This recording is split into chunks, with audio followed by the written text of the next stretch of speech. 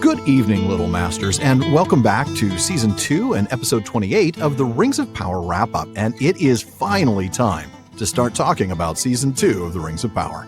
Folks, at long last, it's finally time to pull up a bench in the common room. I'm Sarah Brown, Shield Maiden of Rohan. And I'm James Tauber, the Sage of the South. And we're both here with Alan Sisto, the Man of the West. And tonight, folks, we're going to be talking about the first 2 episodes of Amazon Prime Video's television series, The Lord of the Rings, The Rings of Power. We know 3 episodes were released last week, but rather than give you a way too long episode covering all 3, we thought we'd cover 2 today and 2 more in our next episode, which should release on Friday. That's right. And thanks for your patience for this first reaction episode, as James and I were at Oxenmoot when the episodes came out. Now, before we get started, we want to offer a warm welcome for those of you joining us for the first time. Here at the Rings of Power Wrap-Up, we talk about the characters, story, and the lore behind the Rings of Power. That's right. And we're going to often dive into some of Tolkien's biggest themes as well. Things like mortality, which are going to play a big role, free will, fellowship, and of course, we're going to do our fair share of speculating. Absolutely. We hope you'll learn something new about Tolkien every time you listen, and we hope you have a few laughs in the process. We're glad you've joined us. And we hope you'll be glad you joined as well. Right, no more dilly-dallying. Let's get straight into it, shall we? I think we shall. Now, before we actually tackle some of the plot lines, some of the different story elements, I want to get maybe a real quick 90-second, 2-minute impression. Just as a viewer, you sat down and watched these 3 episodes, setting aside your scholarly knowledge, setting aside the fandom, and just watching it as television. What were your general impressions? One of the things that I felt was different was, first of all, it felt populated. I know that sounds a bit strange, but one of the things that I really felt about the first season, it felt so sparse. Like there was hardly anybody in any of the scene spaces, right? Now, that's almost certainly due to COVID. But I felt that they finally were able to put a bunch of people into each of the scenes. So it felt like there were actually people around. So that was different.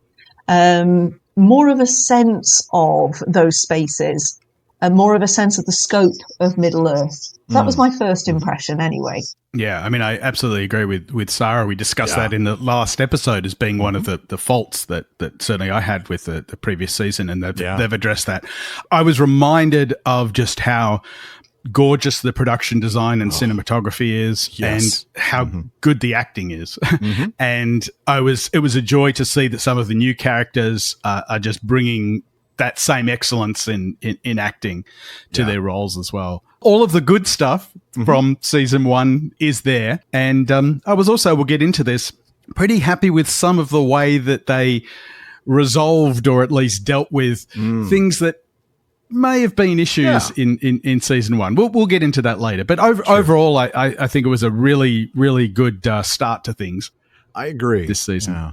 I agree. In fact, Sarah, your point was something that absolutely resonated with me. I felt like, Gil-galad's actually ruling a kingdom. Like there are actually people in his kingdom. It's not a pretend palace here. He actually has people that he's ruling over. Yeah, not just the 6 people around him in the palace. Exactly. It was like, okay, so we've got these elves with the veils, which is kind of a weird thing in and of itself. Yeah. And then we've got Elrond, Gil-galad, and Galadriel. And that's it, folks. I mean, it's the tiniest kingdom in the world. And now it feels a little bit bigger, a little more real, a little more grounded.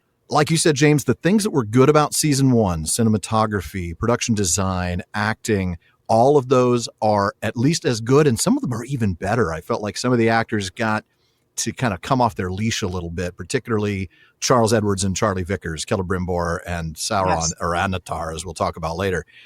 But the music even was better. As much as I love Bear McCreary's music in season 1, I felt like he's taken a big step forward in season 2. It's even better. So I feel like those things bode well. I did feel like it was better television in general. The opening of episode 1, maybe not quite as great as the opening of episode 1 in season 1 in terms of the prologue to the season. In terms of pacing, it just felt a little draggy. Took a while to get going. It really did. Yes, it really did. But as a show, both episodes, or even all 3, and we're not really taking that third one into consideration yet, felt like they were better paced. I didn't feel like there was as much, as many slow down times, and there weren't those times where you just were getting too much all at once. It just felt better spread out, better paced. So yeah, generally better television. The other thing I wanted to mention just before we get into the actual story part of it is the slight tweaks that they made to the opening title sequence. Yes. Yeah. We get, I think, the additional use of color. We get that red sand coming into it as well. I think there were clearer depictions of certain things. We saw a Balrog, for example. Yeah. Yes. And the other thing is, and this seems a strange thing to comment on, but one of the problems that I had in season 1 was when the title of the show comes up, it always felt like someone had just added it after the fact in Photoshop or something. It didn't fit. It was this sort of overlaid text. Yeah. This time it's much more integrated in. They've changed the design of the actual text. And so a small thing, but it was nice to see that they've taken those opening titles to the next level. Yeah. Yes, they're definitely not resting on their laurels. Whether they had a whole lot of laurels to begin with is a whole other thing, as we talked about last year. That's a whole other story. Last season. Yeah. Well, let's go ahead and get into the actual plot lines. We're going to take a look, folks, at several storylines. We're going to look, first of all, at the very beginning, which is, I wrote down First Age Sauron because I wasn't thinking it's Second Age Sauron, but it's like Second Age Sauron A. I guess we'll call him Myron, maybe. And then, of course, later on, we'll get to the Halbrand version of Sauron. Then we'll talk about the entire Elven line. So Galadriel, Elrond, Gil-galad, and the rings. So that'll include Eregion. And then we'll talk about the Stranger and the Harfoot storyline and a little bit of Khazad-dûm and the Dwarves, which we don't really see until episode 2. So let's go ahead and dive in and talk about the Sauron in the very beginning, this very new vision, sort of the CEO that nobody really believes in. Why did the board bring this guy in here at Foradwaith Industries? Talk to us about this. Extra sexy Sauron. Yeah. Extra sexy, short-lived Sauron, yes. He was very attractive, yes. And it makes sense. This was one of the things I think we were maybe a little bit confused by in the lead up to the season. We knew that somebody else had been cast as Sauron. Yeah. And that was a little confusing to me. I wasn't sure how that was going to play out. Yeah. We already know that Charlie Vickers is playing pre-Anatar Sauron. So why do we need yet another person playing Sauron? But now we find out. How many Saurons do you need? Right. Now we find out. It's interesting when you were talking about maybe we should call him Myron. He calls himself Sauron, which is unfortunate because Sauron's an insult. It is. Yeah. It's like calling yourself Mr. Smelly, isn't it? I mean, why would you do that? Yes, exactly. Smelly. Exactly. One thing I was confused by, and we talked about this before, Alan, but I'm interested in getting more of your perspective on this. At the start of season 1, when we're first introduced to Sauron, we see him with a crown. It's very much the Peter Jackson portrayal of Sauron in full armor with a crown. Exactly. I'm confused when that is in relation to what we see at the start of this season. Ooh, good question. Yeah. That's a good point. But also, he hasn't gotten the crown yet. No. So, and he never gets it, more to the point. He gets the crown. He gets it in ways that he... One can't say that he gets the point. Oh, man, that's well played. Very classic PPP Rings of Power wrap-up right there, Sarah. That was great. I tend to think that shot, which I actually loved in season 1 in that prologue, is maybe Sauron as the lieutenant in the First Age. Like that's showing him in the peak of being Morgoth's lieutenant. That makes sense. That's the only thing that fits, really.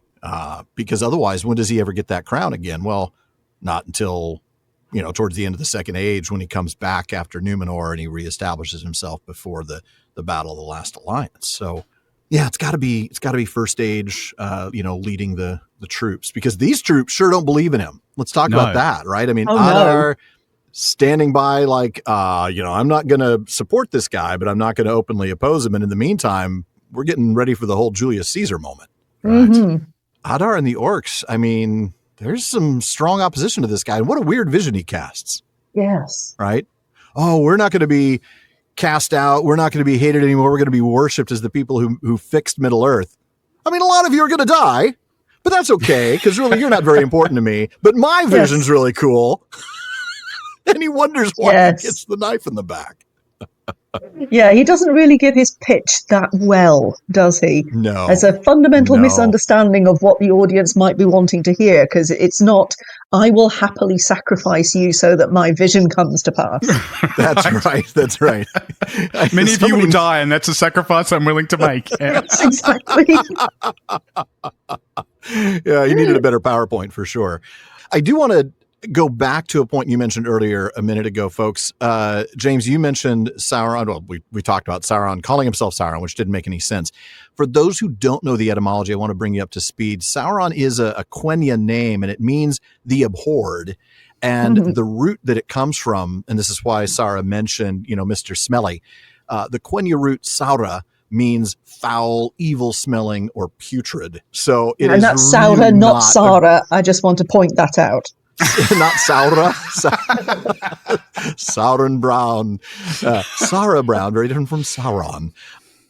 So yeah, Sauron definitely wouldn't call himself that. Tar-Myron means king excellent, so that's not surprisingly what he called himself. That's much more like it. But I wonder in that case whether they might not have had the rights to use that name. We've talked about how they don't go to that well very often because they want to make sure that when they do go, they get approval. Yeah.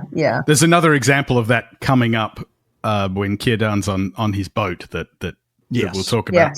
Yes. Another slightly confusing thing for me chronologically is, when was Sauron doing his experimentation with the unseen world in relation to this? That's right, because when in the prologue of season 1, we get there and we see, he was dealing with this power of the unseen world. Look at all these orcs are sort of blasted into the walls, all this black magic. Here he says, I've got this great plan, and then they kill him. So when does he do that? Yeah, because he uses that line. He says, for I seek a new kind of power, not of the flesh, but over flesh, a power of the unseen world. He says that as if this is a program he's about to embark on. And doesn't get to because and that's slightly confusing because, of course, when they kill him and he becomes Squid Ink Pasta, Squid Ink Pasta Boy, Squid Ink Pasta, yes, or Sloppy Sauron, and then he once he takes on a form, he becomes Halbrand, and then he's on the boat, and then he's on the raft, and blah blah. So that would imply that the experimentation was prior to that, because. How could it be after? Could it have been near the end of the First Age? But then why does he say he's seeking a new kind of power in his speech, right? It's Yeah. It does seem a little bit of a mismatch there. It's true. Yeah. There's some chronological issues there, perhaps, or maybe I'm just not seeing it right. But I can only think that the experimentation has to be prior to him being extra special sexy Sauron in front of the orcs. Because he's unalived pretty quickly. Yeah. Yes. Right. Yes. I will say that his plan that he talks about does sort of fit with what we know from book Sauron versus book Morgoth, right? Morgoth was a nihilist. He wanted to destroy everything. Sauron, and here he talks about this, the new and perfect order and ruling all of the people as one. That's very much in Sauron's wheelhouse. He sees himself as the guy to fix all the problems in Middle-earth. As long as everybody follows his rules, it'll all be all right. That certainly fit. I was pleased to see that they at least... Right, lawful evil as opposed to chaotic evil. Exactly. That's a very good way of putting it. Alignment terms. The evil chairman of the board kind of thing, isn't it? Yeah, whereas Morgoth doesn't want a board at all because he just wants to kill everything. He wants to eat the board. Yes, that is correct. That is correct. Then, of course, we get the death, right? Adar's betrayal after that really cool scene where the one guy tries to do it, finds himself on the wrong end. And then Adar, the betrayal, the quote unquote death of Sauron. That was actually interesting. I don't know that I embraced it initially right away, but this idea of him sort of reforming, we know that in the book he did lose his form in a number of occasions. I'm thinking of facing off against Luthien when Huan had him, and he kept changing shape, and finally she allowed him to, return, houseless. He had to abandon his body altogether. So that part, no problem. Kind of the Uzi form is interesting. Certainly we got a big passage of time, right? You get in that cave, the stalagmites go from like nothing to, 4 foot tall So we're talking about thousands of years. Yeah, I missed that, but it does. Yeah. It's a very helpful cue of passage of time. Yeah. It's interesting that that whole Squid Ink Pasta phase that he went through is a much more literal representation of what I think we've read in the book in other cases, right? Because we get these situations where his bodily form is destroyed, and he makes his way back to Mordor later on. Yeah. And I always saw that as being much more of a non-corporeal thing. This was actually literally he made his way. I think the problem is they've got to do something visual, haven't they? Yes, I think you're right. And so you've got to choose between something that seems to have like an amorphous shape so it can become Halbrand in the end, or some kind of misty nothingness. It worked for me. It was just not something I'd ever considered, I guess. Way it would work. There were a couple of rather comedic moments with it, though. I mean, that moment where he comes out of the mountainside, slop, and then just sort of slides down the mountain. I don't know if they meant that to be funny. All the memes coming out about, how people feel on Monday morning. Or this is what I'm like Monday morning before I've had my coffee or whatever. Yeah, exactly. I found those kind of funny. They were hilarious. Interesting how he, would the form grew over time, right, as he's consuming these creatures from small to large, and then we see Halbrand. So okay, now we get that fill in the blank, and like you said, Sarah, we get him as Halbrand, and then he's on the ship, or first he's meeting those people from the Southlands, finding out about that King of the Southlands emblem, getting on the ship, and then on the raft after the wreck. Clearly all before season 1 start, because at the very end of that, we see him on the raft pulling Galadriel, or maybe not quite yet pulling Galadriel out of the water. It's going to be interesting, though, because I don't know about you guys, did it throw you time-wise when we saw him later as Halbrand being led into Mordor? It's like, okay, well, when is this? It took me a minute. Yeah, I think part of the reason for that is that the way that season 1 ended, when we saw Halbrand in Mordor, seemed like he was entering Mordor as its ruler. And he had the cape on and everything.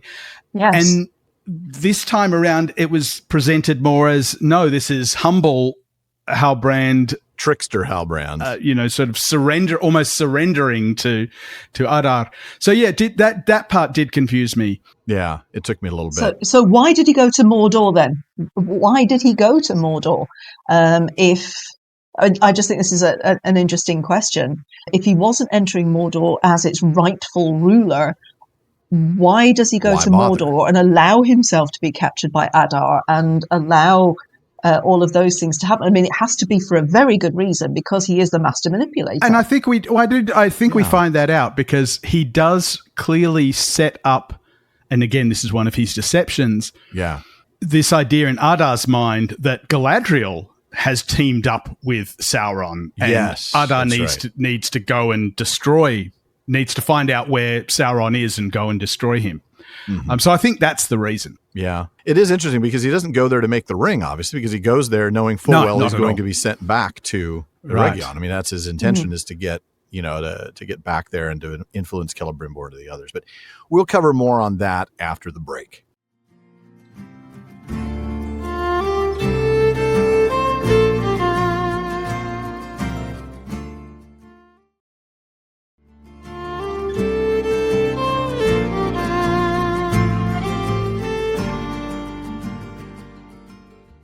We're about to get back into our discussion of the first 2 episodes of Season 2, but we want to remind you that when you've finished listening to us, the talk continues all night long at the Rings of Power wrap-up. We have an amazing community of listeners, and they really do keep the conversation going. From the Rings of Power group on Facebook, our Twitter feed, our Reddit community, and more. Now on Facebook, just look for Rings Wrap-Up. Be sure to follow the page so that you get all our episode drops, but also join the group to get involved in some really great discussions on the TV show, as well as on each of our episodes. If you're on Reddit, look us up at r/RingsWrapUp, and follow us on Twitter and Instagram, where we are at RingsWrapUp. And if you enjoy the show, please help us by giving us a rating and review on Apple Podcasts and recommend us to your friends. Definitely. All right, so we're going to go ahead and talk a little bit more about Second Age Sauron B, that is the Halbrand form. I know we've already talked about it a little bit, but I want to go back to his early days after forming as Halbrand, right? He encounters those men. I love this. They were looking to sail west. We do get hints of that in the Silmarillion, the men that want to go west and find the Valar. Now, obviously, it's not for them to do, and none of them end up making it, but there certainly was a desire from some of the good men to good men and women, the good people of the race of men, to make it to the west, including this guy, Diarmid. I liked him. Yeah, Diarmid has this line, there's another life waiting for you. You just have to turn toward it. Yeah. If he was only not talking to Sauron, it would be great. It does make you think about the repentance of Sauron, the idea that maybe there's a little bit of, you're alive because you've chosen good. And his like, yeah, but what about tomorrow? Oh, well, you have to choose it again. I think at that point, Sauron's repentance is like, well, forget it. Yes, I don't want to keep choosing it. Because, of course, it's all about him, isn't it? And what's going to be good for him in the end. But the fact that you have this person he thinks he's dispensing help and guidance and counseling to this human who is kind of lost, and talk about pearls before swine, because it's Sauron. Boy, you're not kidding. Yeah. I thought it was interesting that the reason that Diarmid gives for having the sigil with him, the heraldry. He it's not that he is descended from that line. No. But his ancestors served the former kings. Yeah. And he says it's a reminder that our fates are never certain, that fortunes can turn for even the most powerful. Yeah. Which is interesting because it's a turn of phrase that's going to come up from Halbrand on the raft. That's true. Indeed, yes. And don't you think it's interesting that Halbrand is quite focused on that sigil very quickly? Yeah, he is. It seems to interest him. Very quickly. I was slightly disappointed that he didn't literally take it off a dead man. Yes. There's sort of, it would have been nice if that was 100% true. He took it off a guy who was about to die. Yes. Yes. True. But that doesn't make it the absolute truth that he told Galadriel. There's always a smidgen of truth in the lies that he tells, right? There's like, well, he's kind of mostly dead. Yes. Which I really like. I really like that in stories generally, this idea of somebody that's deceiving people by telling the truth. Something very close to the truth. Yes, very close to it. Yes. Yeah, absolutely. And we'll certainly get to that when we talk more about his interactions with Celebrimbor. Yes. So I want to talk about the attack of the sea monster, right? We saw sort of the after effects of that in season 1, but here we get the actual attack, the destruction of the ship, the death of nearly everybody on it, the theft of the emblem of the king. What about that moment in the water where it looks like he's about to be eaten? The dude coming on him with his big jaws open and then turns at the last second. Right. It's like there's the a eels, recognition there. the shrieking eels in the shrieking eels. There's a recognition. Yeah. Is there a recognition of power? Certainly you'd think that the ability of a Maya could stop him from coming. Like, hey, you can't eat me. You need to look elsewhere. Yeah. And we're going to see this kind of connection with such creatures later on when we get the warg. That's right. Yes. Right? We'll come back to when it he actually then. Speaks to the warg. Yeah.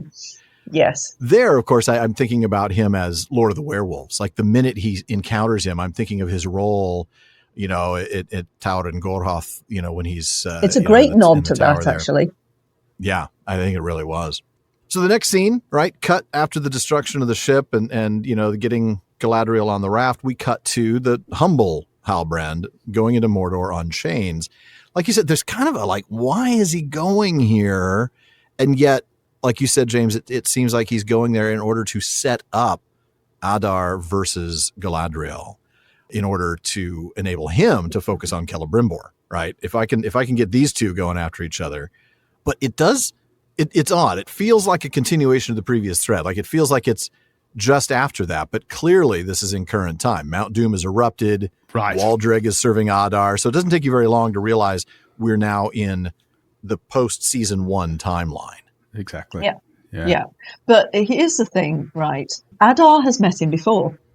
Adar has clearly seen this man before. What we don't get, and I kind of missed this, was the moment where Adar goes, oh, I've seen you before.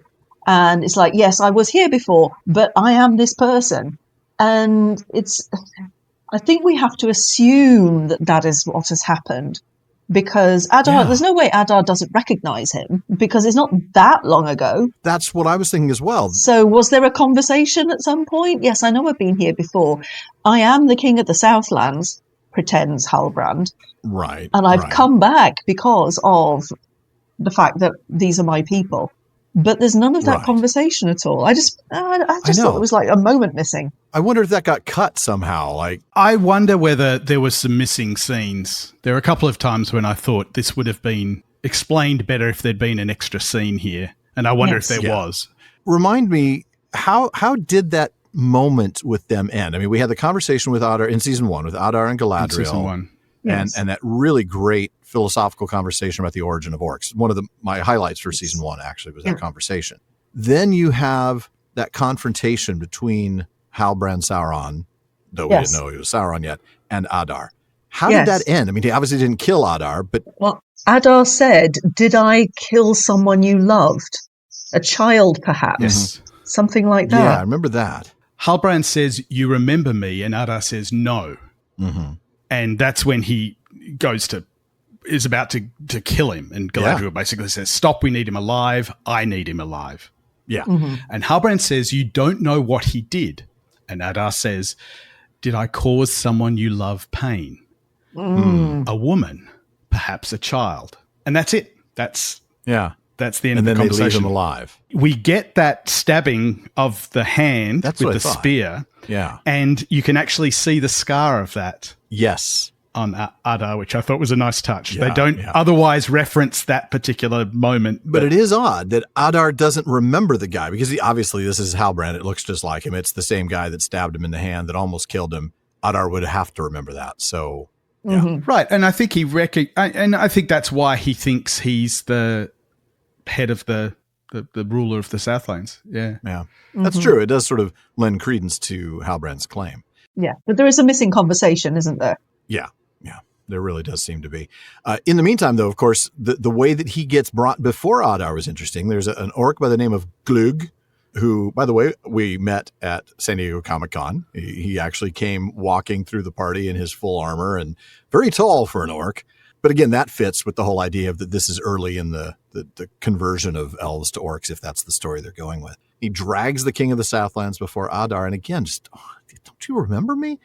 But Halbrand, again, starting his manipulation, right? This is his game. It is what he does. He sets in motion a story that forces the other person to sort of keep asking questions and keep digging and keep believing what Halbrand's feeding him. It's really well done. Yeah. I think this calls back to that scene with Galadriel in season 1, where Halbrand says that if you find out what somebody wants or needs, then you can do what you want with them. Find out what they fear and help them master it. That's it. Right. Yes, that's it. Was. I think it calls back to that, because this is how he manipulates, isn't it? Mm-hmm. He finds out somebody's central weakness. And then give them the only hope they have of defeating it. Yeah. Yeah. Adar says to Halbrand, there's no one left for us to fear. Yeah. And Halbrand says, there is one. Yeah. Since Galadriel's defeat, she sought out a new ally, an ancient sorcerer to instruct the elves in forging a new weapon. So again, he's telling the truth. It's just he's missing the tiny detail that is actually him. It's him. Yeah. Yeah. And that really he sought her out. But they're definitely, Aside from that, it's 100% true. But he's saying instructing the elves in the forging of a new weapon. Yeah. Right. One you first told her about, a power over flesh. That's right. Yeah. The power over flesh. And there's the phrase. That phrase alone should have triggered Adar. Mm-hmm. Like, wait a minute. Power over flesh. There was a guy I killed once that was talking about that. Mm-hmm. You'd think that would, anyway, it didn't though. Yes. So then we get to his imprisonment and the warg and that really great moment where he speaks to him. I think he speaks to him in Quenya, doesn't he? No, I think he speaks in black speech. I think he speaks to him in black speech, yeah. I had the volume on mine was down fairly low because my kids were asleep, so I couldn't It's like, I don't know, man. That makes much more sense, though. That is a wonderful callback to Sauron as Lord of Werewolves, which is real first age stuff. And although the showrunners don't have the access to that, what they can do is just they can show it through little moments like this, and it's a bit of an Easter egg for those of us who know the Silmarillion and know his connection. And that's the thing. Some of these Easter eggs work really well, like that one. How we saw his eyes at first, just like you read about in the Silmarillion when he's facing off against Finrod and Beren. But they can't. Some of these Easter eggs work really well, and some of them kind of land a little heavy-handed, but this one landed really well. I thought this was a great touch. Yeah, I agree. It's a really good example of it was something that I remember Patrick bringing up when we met him, Alan, in London. Yeah, that they were going to do this sort of stuff. That there were certain things that they couldn't explicitly tell, but we would know if you knew the material. You would go, that's what that's a reference to. And that does help because it reminds you that there are people involved in this that do deeply know the lore. And want to bring in those bits. Yes, they can't do it, but boy, they would love to. Speaking of another possible Easter egg, this was interesting. His conversation with Adar, right? Adar talks about sort of the very origin of the orcs, right? I was one of the 13 chosen. This was really interesting. Chained on a mountain and left there to starve. Right. All he needed to do is be missing a hand, and he's Mithras. Right. It felt like totally on the nose. And this was one that maybe didn't land with me as well. It landed a little heavy-handed, or to use a bad pun. But it was an interesting story. I think the difference there is that it was just borrowing a concept rather than making a reference to an actual that's connection with that character. Correct. That makes more sense. And so it feels a little bit more copycat rather than a subtle wink to that makes sense because it's Sauron who's Lord of Werewolves, so that fit, but Adar's not anybody in the actual text.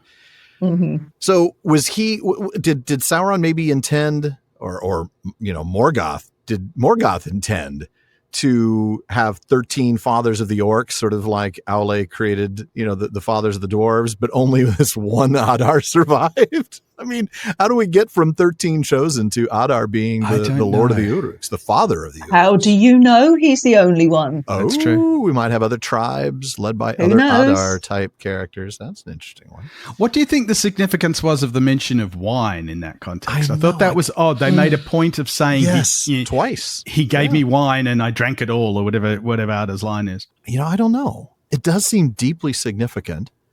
The only other reference we get to wine in the episode, or in either of these two episodes, is, of course, with Celebrimbor and his first stage wine. Right. Yes. A couple of old vineyards that hits the floor. Yeah, man, first age. That is some seriously good stuff. Unless it's vinegar. It's been around a long time. Well, yeah. Well, it's been around long enough for the stalactites and stalagmites stalagmites, I think it was, that we saw. So it's very old. Unlikely to be be Yeah, anyway. That's true. It may be too old. There's got to get to a point where it's just too old. I don't know. I actually don't think I have an answer to that one, James. It was talked about enough that it seemed to be relevant. Yeah. I wonder if it'll come back, if there'll be some reference to that. We do get, of course, finally, Halbrand's agreeing to serve the Lord of Mordor. Once again, very cleverly. Sneaky. So sneaky. Like, I'm going to give you this oath, but it's not what you think it is. Put me in mind totally of Gollum getting around his oath, right? I'm going to serve the master of the precious. Yep. And then I'm going to become the master of the precious, and I've kept my oath. I loved it. I love the look on Charlie Vicker's face. Yeah, that glee in his eyes. Yeah. That little smirk. Yeah. He just wanted to step on his little head. And Adar may regret that he did not. Yeah, I think he will. So then he leaves Mordor, but he's followed, of course, or at least he's going to be followed, and not by Waldreg, though. No, because Waldreg is Puppy Chow. It's Puppy Chow. I love it. It's justice. Waldreg's never been a... It is, no, yes. I mean, poor old Waldreg, right? He spent the whole of season 1 desperately wanting to serve Sauron. Sauron comes along and he beats the you know what out of him, and then he ends up getting eaten. I mean, it's Sauron's favorite new pet. Yeah. Yes. It's funny. And there's another one of Halbrand's little smiles, little smirks. Yes. Like, that trap got played. Oh, anything more on Halbrand / Sauron in these first 2 episodes? Because remember, the reveal, for those of you folks who did watch all 3, the reveal wasn't until episode 3, which we'll talk about in just a couple of days. Then let's go ahead and move on into the third of the storyline. So this is going to be basically all of the elves. So it's Galadriel and Elrond and Gil-galad and the rings. So it's both Lindon and Eregion. And we start that thread with this really well-shot chase of Galadriel trying to get the rings back from Elrond. We don't know that's what she's doing. At first, it looks like a playful thing, and then you realize it's not. And he leads her back to Lindon, and she's captured, interestingly, sort of by the guards, right? It's Harold apologetically. Elrond they're apologetic about it. We are sorry, Commander, but we must. Harold Elrond has. So even though she holds the rank of commander, Elrond is apparently in authority over her in the sense that as the Herald of Gil-galad, he can issue orders for her arrest.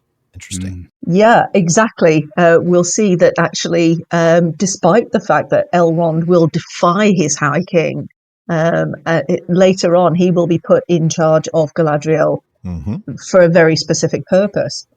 Yeah, and that's something we'll talk about in the next episode. So we basically open that storyline really after that chase with Gil-galad's interrogation of Galadriel about Halbrand. And we saw a lot of this in the trailer, the whole, who is he? And, he's no man and he's Sauron. So we get that revelation of Halbrand as Sauron. What did you think of that particular moment? I have to admit, I felt like Mordred just knocked that out of the park. The fear, the tension, the regret, all of that was visible on her face. Boy, she did not want to say it. She did not want to acknowledge that, man, I messed up. This was Sauron. Good stuff. It was a little bit naughty child on the naughty step who doesn't want to tell mum and dad the truth about what happened to the cake. It's that's true. That kind of feel to it. It's slightly grated, just a little bit, because Galadriel is more than that. I can understand why... if she's been manipulated by Sauron, she would be really upset about that and really annoyed about that. Mm-hmm. But it did feel a little bit like naughty kid confessing to dad, which... Probably because Gil-galad feels like annoying dad. Uh-huh. Yeah, no, I mean, I think you're right, but I wonder how much of that is on her and how much of that is on Gil-galad for being this very grumpy...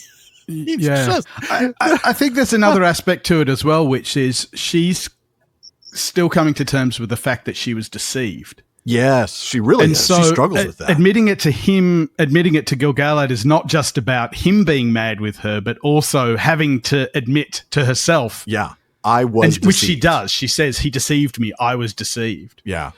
And of course, Elrond corrects her and says, no, you were blind. Wow. What was that about? And makes it her fault. Yes. He throws her under the bus. Their friendship is at big risk here in these 2 episodes. I mean, talk about victim blaming at each other's throats. Yeah. Oh, well, she fights back and says, and what frailty blinded you, Elrond? Yeah. Man, the 2 of them, to think he's going to marry her daughter. I don't know. Right now, that doesn't look very likely. Yeah. You've just annoyed your mother-in-law. That's a very good point. This, though, is when we get to a moment that, for me at least, was like a painful reminder. It was the moment where, Gil-galad's trying to explain, no, we need these rings. We need these rings because, our leaves are falling. And when the last leaf falls, we've got to leave Middle-earth because we're pathetic elves who need the light of the trees, which can only come to us through the Mithril because the Mithril story... At least they didn't go into a huge amount of detail with it. I want to bring up one thing just before then, which is we do get the explicit statement from Galadriel that Sauron never touched the rings. And that is important. Which is important. It's very important. I mean, because we can talk all day long about the messed up order that they get made in, and that's fine. And maybe I'm not a huge fan of that aspect of it, but as long as they make it clear that the 3 are unsullied by Sauron. Right. They're at least different in that respect, yeah. Right. Then I'm fine with that. it just feels weird that they're still like fully wedded to this nonsensical idea of the elves somehow are going to fade without Mithril. I'm still hoping, I know this is crazy, but I'm still hoping that sometime in season 5, we're going to learn that this whole thing was a trick of Sauron. They were never in any danger. It was all some sort of stage effect on the tree. I think that would be even more frustrating, though, from a storytelling point of view. I know. I just can't. It turns out it's all a snow globe. No. Yeah. Yeah. It turns out Bobby was never killed and he appears back in the shower. That kind of, exactly. It was all a dream sort of thing. For all you 1980s fans there. Elrond seems convinced, though, that even though Sauron did not touch these rings, they still may be part of how Sauron amasses. Well, think about it. If somebody gives you a recipe, but they don't cook the actual meal, do you think it's possible that the recipe could still be poisonous? Right, exactly. Yes. Although it's an interesting question. Is Elrond in the right or the wrong here? See, the thing is, I think that there are ways in which he's very much in the right, because the rings, even the elven rings, are problematic. If we think about what the elven rings do, the elven rings press a pause button. What they do is they freeze frame. They put things into stasis. This is not natural. This is not according to the desire of Ilúvatar, right? They're actually they're using this is a technology that they're using, it's a machine. Right? Yeah, Tolkien it's a machine. It is a technology that presses a pause button on the natural world. That is not what Ilúvatar wants. So there are things about even the elven rings that are not great. And also, like any ring of power, they will have an effect upon the bearer, right? True. Now, we don't really hear too much about the effect of the ring that Círdan starts off wearing and then obviously gets passed to Gandalf, and the ring that Elrond ends up wearing. We don't hear about that so much, Narya and Vilya. But with Menya, we do. In the Unfinished Tales, it does talk about the fact that Galadriel accepted the wearing of this ring as a duty, and as soon as she put it on, she felt the pain of longing for home, for Valinor. And that this is a pain that she has to bear all the time that she wears this ring. And she wears the ring for thousands of years. So it has a really big effect on her and her psyche. There's a heavy cost. So 100%. there is a cost to wearing it. So to come back to James's question, is Elrond right? The answer is both yes and no, right? Exactly. Because no in the sense that these rings are not evil, but yes, in the sense that they're still not, 100% good, in the sense that this is not what Ilúvatar intended. No, it's unnatural. You talked about the power of the rings to preserve, and that is true, right? That you look in the text of the Lord of the Rings, you look in the text of the Silmarillion and Unfinished Tales, and you see all throughout that the power of these 3 rings, the elven rings, is in preservation.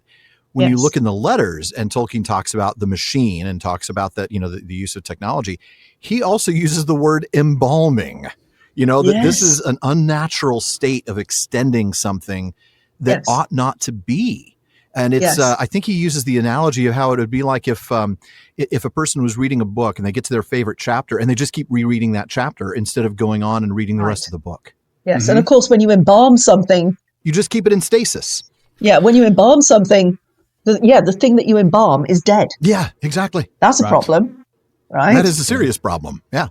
So, Tolkien also talks about this sort of wanting to have your cake and eat it too, in the sense of wanting the bliss of Valinor in Middle-earth. That was not the point. No. Which is interesting, actually. It occurs to me, I hadn't thought of this, but that's interesting in light of Círdan's words that we're going to come to in a moment. That we'll see in episode 3, right? About perfection only exists in Valinor. We'll get to it. But, no spoilers. You're right. No we're going to have to spend some time talking about that. There's a couple of other things I wanted to bring up. One is that we've seen King Durin has worked this out, right? He's recognizing that the elves are trying to extend He realizes it's unnatural what the elves are trying to do. Right? That's why he doesn't want to give them the Mistral in season 1. The other thing I was going to remark is, I know, Alan, you and I talked a lot about this in Prancing Pony podcast, the amplifying effect of rings. Yes. That whatever weaknesses you have, the rings can amplify, or strengths too. Yeah, exactly. Amplifies that. And it occurs to me, in following on from what Sarah was saying about Galadriel's yearning. Yeah. Oh, that makes sense. I wonder if that's part of that amplification effect, right? Yeah. She already had a yearning, but the ring just makes it so much worse. Exactly. Right. Which makes you wonder about Círdan, but yeah. Oh yeah, boy, you're right. That does make you wonder about Círdan, because his longing is even. Maybe that's why Círdan was so willing to give it to Gandalf. I don't want this longing anymore. Please, Gandalf, take this ring from me. Yes. Because here's a guy who has been longing to get to Valinor from the very beginning. We'll get to that. It's my favorite scene in this episode. But we'll get to it. Well, we're going to get to Círdan favorite soon, shot. At least his arrival. But before we get to Círdan, we have to physically get to Círdan, and he apparently lives well below where Lindon, where Gil-galad's little quote unquote throne room is, because Elrond says, "No way, I'm not giving you the rings," and he takes the jump over the waterfall. Wow, I don't think any of us expected that. No, I thought maybe he's going to throw the rings over. Right. And then maybe it's, he hopes that they'll get washed out to sea, but then he decides, no, I'm going to go down with them. Ooh. What'd you all think of that? Maybe he was trying to make like his mother, fly like Elwing. Turn into a bird, hopefully. Come on, Elwing. Yeah. Sorry, Elrond, too soon? Too soon, man. He just spent all of season 1 lamenting that he never gets to talk to his dad. Yeah. So, now he just tries to make like his mom. That was a moment, that's for sure. It was a dramatic moment. Yeah, because what it shows is just how convinced Elrond is that he is right. Yeah, he has a real strong conviction. Yeah, not only defy his High King, but he's going to throw himself off a cliff while doing so. That is a real strong conviction that he is in the right. Yeah, it is. For this. Yeah, absolutely. And it is kind of weird because I know, and we'll talk more about this as we get back into the storyline with Anatar and Celebrimbor in the next episode. But it does feel a little odd to me that it's that the rings, everybody sort of welcomed Sauron, and welcomed Halbrand and welcomed his help early on. I mean, Galadriel and even Elrond, they were all, let's do these, But, in the books, of course, really it's only the elves of Eregion who do.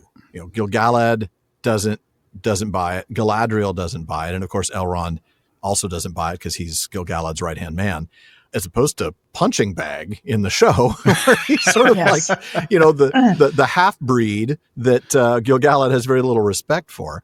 But yeah, I get it. You're building more tension. You're building more, conflict, because that's what drives a story. So, okay, I'll just settle for that being a difference in media.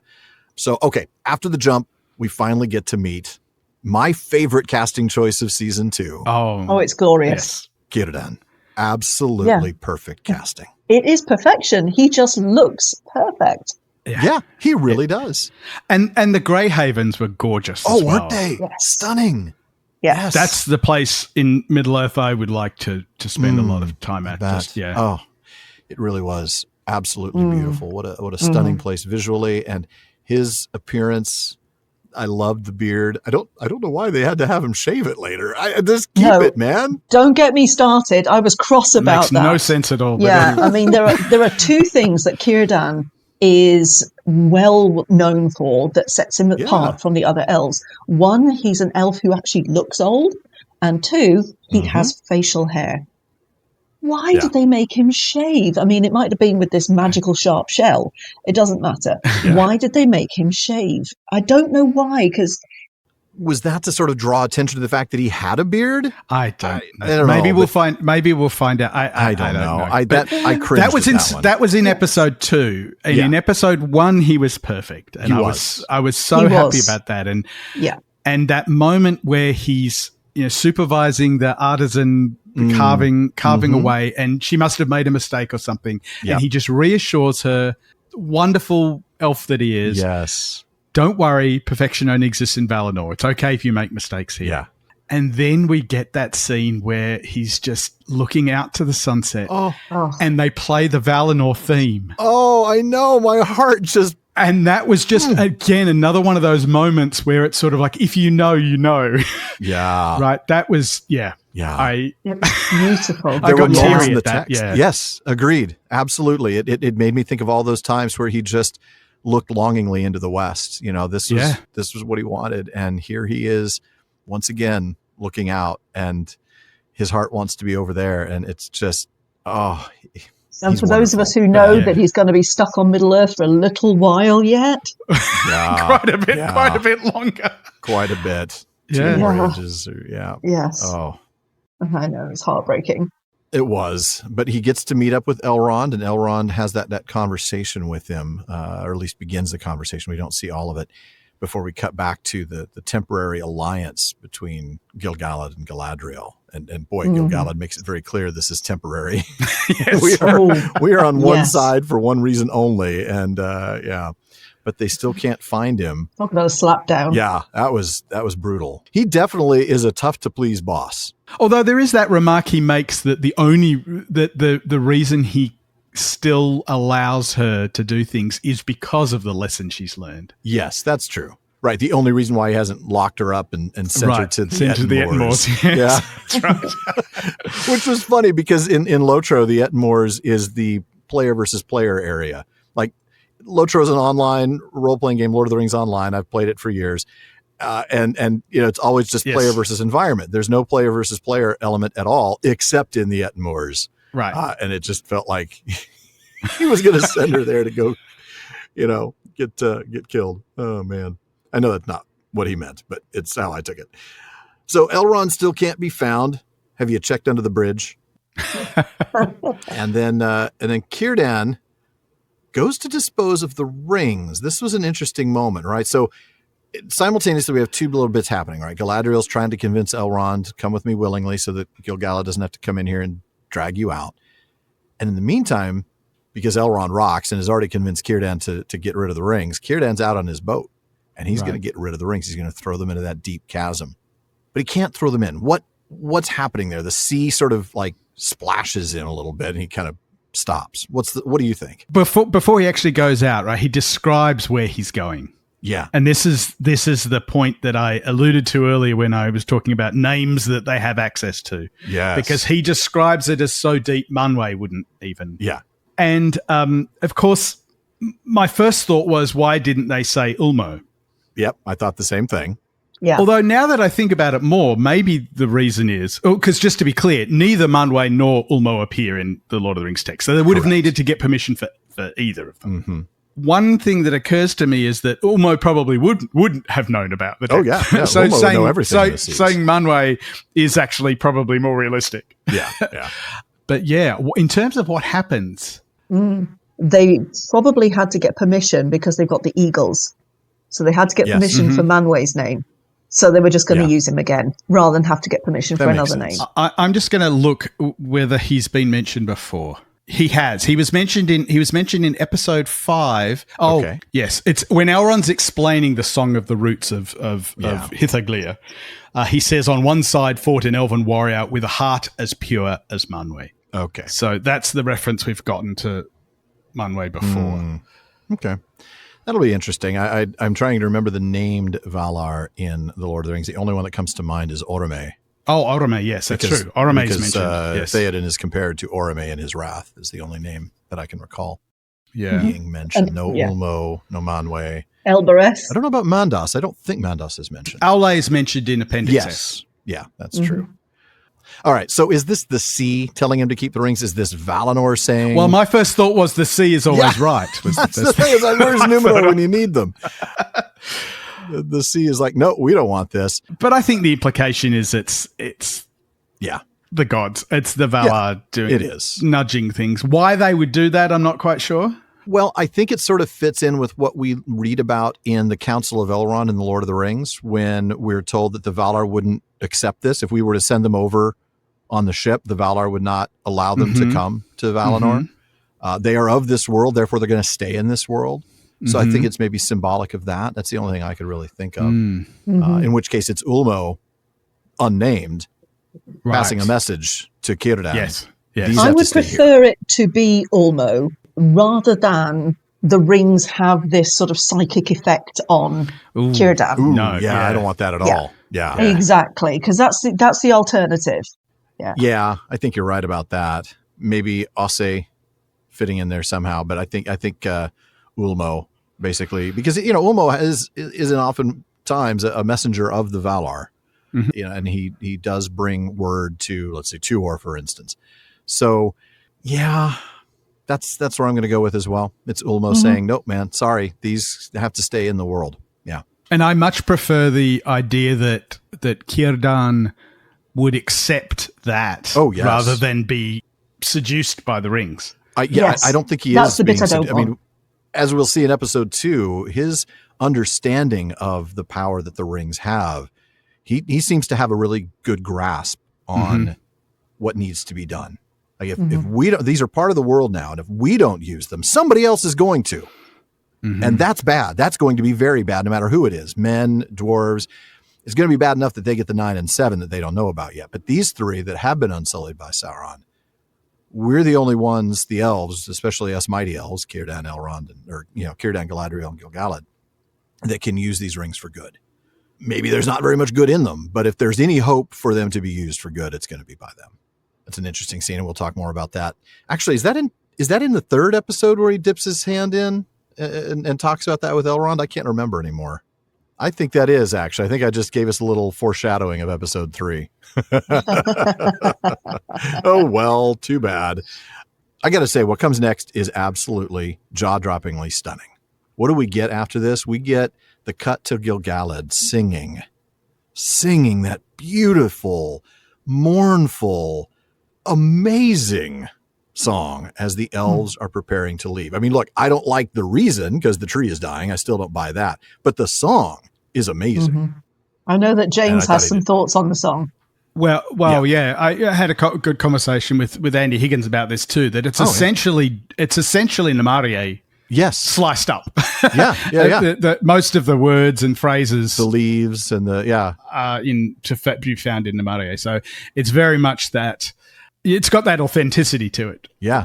Because they're the actual words that Tolkien penned. That makes sense. I started hearing elements of words that I knew, leaf especially, I was hearing, and I was like, ooh, that sounds familiar. Have we gotten to the curses in Sindarin yet? I can't remember when that was. The curses. I don't remember where that was either. It'll either be in my notes or it won't. If it's not, then it must have been in episode 3. Unfortunately, I can't search for it because it's when Gil-galad says "Rach." And the subtitles says "Curses in Sindarin." Yeah. I'll just bring it up now because it was a lot of people were sort of. I mean, it seemed funny at first, right? Curses in Sindarin, and all he's going is "Rach." But it turns out, completely coincidentally and unrelated, I was reading the introduction to the Children of Húrin, and in it, Christopher Tolkien tells us that an alternative title that his father considered for the Children of Húrin, for the Nanichín Húrin, was the Nan Erach Morgoth, which translates as the tale of the curse of Morgoth. So Rach is literally, canonically, the word, the Sindarin word for curse. So what he was saying was curses. Was actually curses. Yes, exactly. Yeah. Curses foiled again. You can see him twirling his little handlebar mustache now. Okay, Gil-galad with a handlebar mustache, though, you got to admit, that would be pretty cool. Yeah. But anyway, back to the singing. Absolutely gorgeous, and I'm glad they're making use of the fact that that the actor is a triple threat. Yeah, very talented. I was blown away by that. It was a great rendition. Yeah. I also loved seeing so many people in his kingdom. This is where we talk about being fleshed out. Sarah was Come saying, back to that point from the beginning. Like, he actually rules a number of people. There's like 24 people in his kingdom. That's nice. Yeah. And the costuming, again, that was just a moment where like, oh, wow, they knocked this out of the park. I mean, every single one of them looked spectacular, looked perfectly elvish. One thing, I'll bring it up here and we can talk about it potentially again in the Hrún scenes. Did you pick up on an increase in makeup? No. Both, I noticed it both with Galadriel and especially Nori. I did notice it with Nori. That's a lot more eye makeup. Mm-hmm. And so I think Nori ends up looking quite a bit older. Obviously, there's been a 2-year gap, and the actors are all 2 years older. Mostly noticeable with Theo, as we'll get to in episode 3. Oh, yes. The guy's grown like 8 inches in it. But I think in the case of Nori, it was emphasized even more by a different use of eye makeup. And Galadriel as well. There are many scenes where... I didn't notice that with her. She's got mascara all of a sudden. Huh. And it was just interesting. It's something I noticed, a shift. I don't know if it's just purely because the team is different. Yeah. But it was something else that I noticed, and I think you see it in that scene in particular when Galadriel looks up at the tree as the tree from dark comes to light and the cool temperature to the warm temperature. The makeup's different. I noticed. That's interesting. I have to admit I didn't catch that, but that's because I was just absolutely sucked in by her radiant smile. More of it is. I mean, we saw this in season 1, but it was just reiterated in what we've seen so far of season 2. She is a phenomenal actress in her ability to convey things with just her eyes. Yes. To emote with just her face. Yeah. Off the charts. Yeah. Yeah. Incredible. The only other one that comes to mind from this show from last season, conveying things without speaking, is Daniel, the stranger. Mm-hmm. Yeah. Daniel Wayland, right? Yep. Yeah. Mm-hmm. Absolutely phenomenal. The fact that he was able to convey so much without speaking a word of Westron was incredible. But you're right. Absolutely. More of his ability to just emote. And we saw that on the ship. When she looks straight at the camera as well. Oh, there's that my moment. goodness. That moment makes is still that decision. sort of seared in my mind. Yeah. But seeing her there looking up as the tree, you don't need to see the tree doing what it's doing. You see it in her face. Yeah. You see it in her eyes, not literally reflected in her eyes like we do with Galadriel in The Lord of the Rings with the Jackson films and the lights. The Christmas lights. But the Galadriel lights. Yeah, the Galadriel lights. I love that. Yeah, but it's just that warmth, that golden glow that comes over. Yes. And the color temperature changes so much. Right. So as that kind of lights over her, she lights up from the inside and you can see it. Yes. Yeah, that was a pretty cool moment. Mm-hmm. Even though I still keep hearkening back to, I don't understand why this is necessary, but okay. I'm going to accept that. You just got to go with it now, Alan. Yeah, you've just got to go with it. Yeah, going to have to hand wave this one. Yeah, I really did have to just sort of let that go because the moment itself was pretty amazing with Gil-galad and Círdan and Galadriel reaching their hands in, and we're seeing that top-down shot of the rings that we've seen so many times in the trailers and the pre-release artwork. But what we didn't see in those trailers or pre-release artwork was Elrond just storming off. The friendship between him and Galadriel is fractured as she claims that ring. It's done. He wants nothing to do with her now. Man, it's over. Yeah. It's quite the flouncy exit. It is. Yes. Yeah. Flouncy. I do like that. Yeah. He just sort of storms off.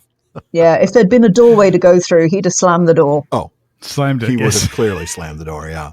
Not reading the room because everybody here is happy except you, Elrond. I mean, maybe just, relax. Talk about it later. Speaking of later, after that, of course, we cut to Eregion and Celebrimbor in the forge. And just as he's wondering about the efficacy of the rings that we've just seen, Halbrand arrives. Perfect timing. Yeah. That was an interesting little moment. Obviously, it's going to lead to more. And it's sort of the arrival of the Deceiver. And this is the beginning of a really, really great thread. But we come back to what turns out to be a vision of Galadriel's, right? Mm-hmm. You know what I'm talking about? This is where she's talking to the statue in the forest, right? Where all the trees are carved to look like elves who've died. Sort of memorial memorialized in wood. Yeah. So she's speaking to Finrod, and Celebrimbor shows up. Now, pretty quickly, it's just a vision or a dream because everything goes dark, dramatically dark. The color just gets sucked out of the scene. Everything changes. You hear Halbrand's voice. The black speech of the ring verses, those tendrils. Talk to me about that because that can't be the last time we see Celebrimbor die this season. Oh, no. Right. And this is where I admit that when I actually met the actor, the first thing I said to him was, "Oh, your death scene's going to be epic." He did look slightly surprised. Not sure if he got that far in his reading. Oops. I'm sure he knows, but yeah. But yeah, that foreshadowing was really interesting. Yes, and we get to see him dying in the vision in the way that canonically he does die, shot full of arrows and pinned. Yeah. Pinned, yes. And then turned into a memorial like that. You know, you see him kind of go from the body of Celebrimbor to a wooden carving of Celebrimbor with the arrows. Which, right. I mean, needless to say, the elves are not going to memorialize Celebrimbor as a pincushion. At the moment he was... Right. They didn't know any more than they memorialized Finrod at the moment of his death, right? I mean, you make him look a little better than that. But boy, that was a nasty little preview. But then the Black Speech, too. James, do you have anything on that? I know that I come to you anytime I have language questions. I do not, no. All right. Well, it's the Black Speech. It's the Ringverse. Yes. I mean, that was really, really, the 7 for the Dwarf Lords, the 9 for the mortal men doomed to die. It was the words. It was fantastic. Interesting thing that they cut to Gil-galad and his commanders talking about stuff. They keep talking about Mordor. The word Mordor struck me as interesting because just about a week ago, it was just the Southlands. How did they get the memo? How did they get the memo that it had changed its name? Yeah, that's a good point. Yeah. How do they know? It's another missing conversation somewhere, isn't there? Yeah, it's and sometimes you wonder, like, is that going to be in a director's cut of the season that we get? That strikes me, though, as something where they just decided to go with the term that the viewer That's true. We all know recognize. about Mordor. Even the most casual fans know about Mordor because one does not simply walk there. I mean, it's a meme. Unless you're Halbrand, but... Well, yeah, unless you're Halbrand, exactly. Then one does walk into Mordor, preferably in chains, but yeah. Yes. The discussion of the visions, right? So Galadriel's having her vision. She snaps back to it. She's in that conversation with Gil-galad and the commanders.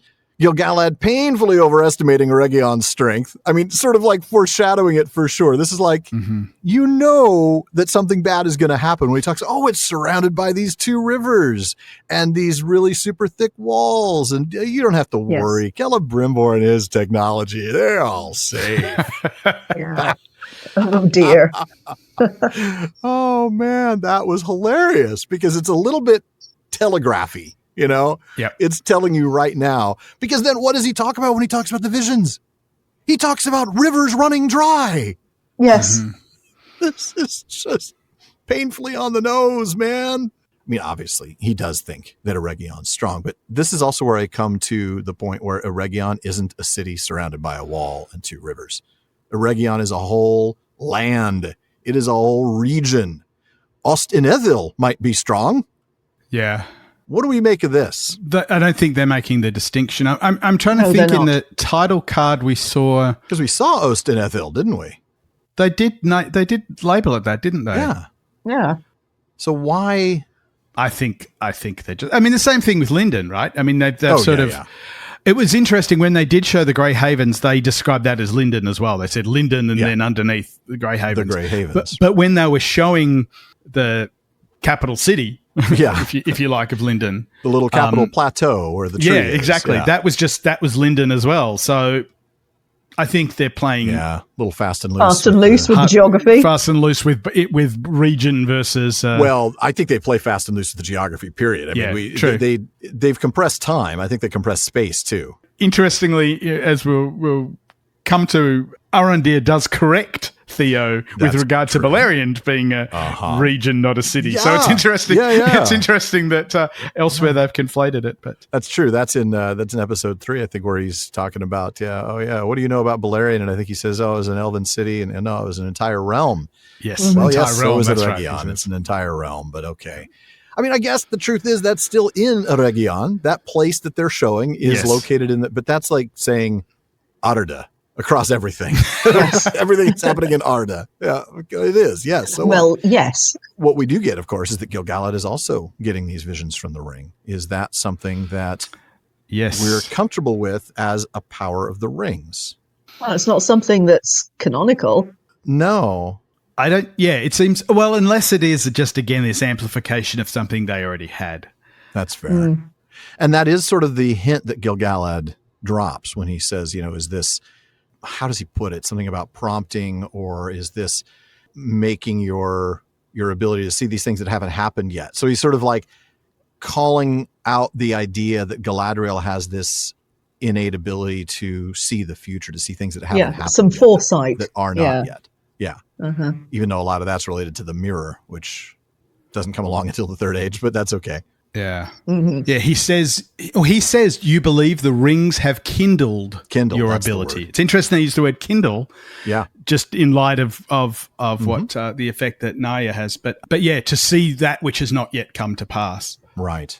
So clearly, it's like she has this latent ability to see the future. Well, she responds, "Have they kindled yours?" Okay. So maybe it's an elvish back gift. To him. Yeah. But it's interesting. Kindle suggests that they did have, that it was sort of a latent ability that they had. And that was just. Yeah. See, I just assumed it was Amazon product placement when they kept saying Kindle. For the Kindle. Free product placement. We'll know that's the case if the next weirdly named elf is just Alexa. Then we'll know. And that would fit just about as well as Merdania, but we'll get there. In fact, we're going to get there next, because I think that's the very next moment in this thread, right? We cut back to Celebrimbor, or to Eregion, where Halbrand is turned away, but Merdania seems very sympathetic. Like, oh, you poor handsome man. Right. And just on that name, I mean, obviously, Mir is a perfectly good, fine. It's Gwaithí Myrdain. It fits perfectly. Right, exactly. Faramir, Boromir. It's the word for jewel. It's the ending. It's the Merdania. A friend of mine said it was the sort of name they imagined they would have used in fan fiction when they were 13. Mm-hmm. That sounds about right, doesn't it? A Mary Sue name. It is a Mary Sue name. Or a place. You can imagine the kingdom of Merdania or something. Sounds not still following Tolkien's etymologies, but that's the thing. It's just that ending is not fitting to any of the linguistics, especially Elvish, Sindarin or Quenya. You're not going to find that ending. But anyway, I guess that's a small quibble, but I've always had quibbles with some of the names. I had still have quibbles with the name Nori for obvious reasons. I mean, but anyway, we get the mention of the messengers from Lindon. Hey, we're going to get messengers from Lindon at some point soon. Cut to the bodies of said messengers. So one of the things that was odd about that is we're given the name of the messenger, and it's just, this was one of the strange things as I've been working on the subtitles and so on for the Rings of Power Data website, is I'm acutely aware of when they give names to characters versus just, Orc 5, which you sometimes get. But Kalenwe is the name given to the messenger. Okay. I don't know why they bother giving him a name, because he doesn't talk last about long. a red shirt, Yeah, to mix our television metaphors. Now I need a Star Trek Rings of Power mashup. I really do. I need Gil-galad to be played by William Shatner in his prime. Oh goodness! Galadriel, Can you imagine? You have that was spooky. And Elrond as Spock would be, I think, good. That would fit. Work. Mm-hmm. Mm-hmm. Yeah. Galadriel and Elrond. Speaking of messengers, right? The messengers that we've sent to Celebrimbor have not come back. So we're going to have to go, right? That's what Galadriel's saying to Elrond. Look, we don't have word. You got to come with me. This is where you really see Elrond being, I am done with you. What's that line? If our friendship ever meant anything, leave. Yes. Yeah. Wow. Ouch. Yeah. You're dead to me. Yeah. This is brutal. Yeah. Yeah. Painful stuff. It's a really painful moment between these two, who throughout season 1 we saw them as the best of friends. Yeah, a real genuine there was even affection. A few moments. Yeah, there were a few moments that almost felt like too affectionate. There were a couple times where you sort of got a chemistry glimpse. Like, I mean, because we know the lore. Like, A, she's married. B, he's going to marry her daughter, so that's not going to happen. But there was that. They were so close. They were just so affectionate and loving towards one another. To see their friendship completely shattered over this, again, just goes back to that strength of conviction, Sarah, that you talked about for Elrond, the stuff that led him to leap over that waterfall. Yeah, because Elrond, who is as kind as summer, is currently furious. He really is. And it's going to take a lot, I think, to bring them back together. And we'll see whether that begins in episode 4, but, I guess we'll see episode 3 next episode as well. Mm-hmm. All right. More Easter eggs, guys. What did you think about Círdan's mention of Rúmil and Daeron? Rúmil the drunkard Rumil the drunkard. I know. What? I was actually disappointed by that. Why throw Rumil under the bus, man? Up until this point, I was thinking Círdan's perfect. Everything about him, every word that comes out of his mouth is exactly what I imagine Círdan saying. And then he just takes that dig at Rumil, and I'm kind of like, that just doesn't seem in character for me. It's like right out of the gossip pages. Right? I mean, I can understand it's a fun sort of thing, right? As you said, it's an Easter egg. It's kind of fun, but it would have been better coming from someone else. It's the fact that it was Círdan saying it. I know. I mean, obviously, it has to be Círdan because he's the only one old enough. Yeah, although would he have known? I mean, how would he have known Rumil? Oh, yeah, you're right. Because most of Rumil's work was done in Valinor. He would have had to hear about him. How would he have known he was a drunkard? Oh, that's a very good point. He must have heard. He must have heard. Yeah, so it's weird. It's a little not quite right. Anyway. Did they have to go and get rights to mention those two characters, or are they named in The Lord of the Rings or the appendices? I think Rumil is named because in the appendices because they're talking about the creation of the Cirth and the language stuff. So it would make sense that Rumil was he's also it's hard to look up because there is a Rumil character in Lothlorien. Yes. That's right. There is a Lothlorien elf, but yes, Rumil is mentioned in Appendix E. Okay, I wonder about Daeron. He must be mentioned maybe when. Yeah, Daeron's mentioned again in Appendix E. Okay, that makes sense. Yep. So they don't even have to go and get permissions. I can't imagine them going to get permissions for a throwaway line like that. I know. I thought the same thing. It wouldn't have made sense. That's why they had to go with these guys. Yeah. Mm-hmm. But that's where we get to that talk about the rings, the one that we were just talking about earlier. And so it was in the second episode there where, the elves are the only people who can use these for good, right? Nobody else is going to be able to use these. They're going to be corrupted by their power. They are extraordinarily powerful, and he demonstrates that. Is that talk convincing to you? In the moment, not knowing what you know about the rings from all the lore, are you convinced, based on what the show has shown you from a television perspective, that these can possibly even be used for good? Or are you thinking, man, Sauron may not have touched these, but it was his recipe? I think they're setting it up for the non-book reading audience to be unsure. Yes. I think this is one of the questions they're setting up. Who is right? Is Círdan right? Is Elrond right? I think is what they're doing there. Okay. Yes, that makes sense. Think so. Creating that uncertainty. As they have promised that they're moving away from the mystery box way of writing, they have to create tension some other way. And this uncertainty is the way in which they're creating tension. Yeah. So, of course, we're going to go ahead now and move back to Eregion, where we get to Celebrimbor and the invention of Ithildin, which, is going to be significant later when they make the Doors of Moria, right? The Doors of Durin, when Celebrimbor and Narvi partner up. And I can't wait to see that moment. That's going to be spectacular. Fun. Yeah. Yes, I'm looking forward to that. That's if. What I like about that is it's going to be a moment that there's certain aspects of it that I think are a deep cut, but there are others that are just going to be recognizable to people that have just seen the Peter Jackson films, right? Yeah, I think it's going to be a great moment. I do too. And of course, Ithildin itself, that moment was really interesting because if you look at the little pretty swirls that make up the design, that actually isn't just a pretty swirl. If you look at the characters, and you have to break it down, and there's some stuff online, and we'll see if we can't maybe link to something in the show notes. But apparently it's actually the Sindarin name of the Valier Varda in Beleriandic Tengwar. So it's actually Varda's name in that pretty set of swirls. Wow. So is it Elbereth then? Or I would imagine, must be Elbereth. Yeah, must be Elbereth. That's fun. I didn't notice that it was Tengwar, but that's. I know. I didn't either. It was one of those things where these we do a really interesting deep dive in terms of the lore and things, but what we don't do is a frame by frame analysis. Right. We're not doing. That's what you need to do. Episode. You need to pause it and say, "Oh, look, there's some writing." Exactly. And we'll call out the folks who do and say, thank you very much for doing this work, because I just don't have the time to do that. But thank you. I'm glad some people do. Celebrimbor finally, which is exactly what Halbrand's wanted all along. Celebrimbor comes down to tell him, sorry, you got to go. You don't got to go home, but you can't stay here. Yeah. Can I just point out that Celebrimbor is a highly creative craftsman. He seems to have the world's most useless umbrella. Oh, doesn't he? I noticed the same thing. Like, why bother? I thought it was kind of cool that they didn't. I mean, because if it had a modern day umbrella, it would have been. Oh no, I loved the design. Right. I loved how it looked, but he was soaking wet underneath it. Exactly. Maybe he just has terrible umbrella wielders. I mean, he is a lord, of course, so he shouldn't carry his own umbrella. Yeah, well, I barely carry my own umbrella.